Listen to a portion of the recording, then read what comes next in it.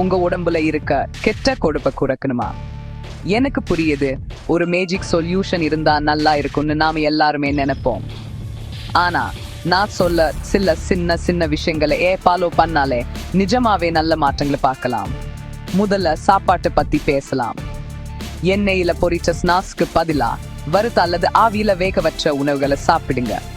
சர்க்கரை சேர்த்த பானங்களை குறைக்குது மாதிரி சின்ன மாற்றங்கள் சூட் பெரிய வித்தியாசத்தை ஏற்படுத்தும். உங்க தட்டுல நிறைய காய்கறிகளை சேர்த்துக்கோங்க. அது வயிறை நிரப்பும், உடம்பு கொழுப்பை சீக்கிரம் எரிக்கவும் உதவும். அடுத்து உடற்பயிற்சி செய்ய மறக்காதீங்க. பெரிய ஜிம்முக்கு போகணும்னு அவசியம் இல்லை. வேகமா நடக்கிறது அல்லது வீட்லயே டான்ஸ் ஆடுறது சூட உங்க மெட்டபாலிசத்தை தூண்டிவிடும். தினமும் குறைஞ்சது 10 நிமிஷமாவது உடற்பயிற்சி செய்ய முயற்சி பண்ணுங்க. இன்னொரு டிப்ஸ், நல்லா தூங்குங்க. நீங்க சோர்வா இருக்கும் போது உங்க உடம்பு ஜங்க் புட்டை கேட்கும். அதை வேண்டாம்னு சொல்றது கஷ்டமா இருக்கும். அதனால 7 முதல் 8 மணி நேரம் நல்லா தூங்குங்க. உங்க உணவு ஆசை குறையதை நீங்களே பார்ப்பீங்க.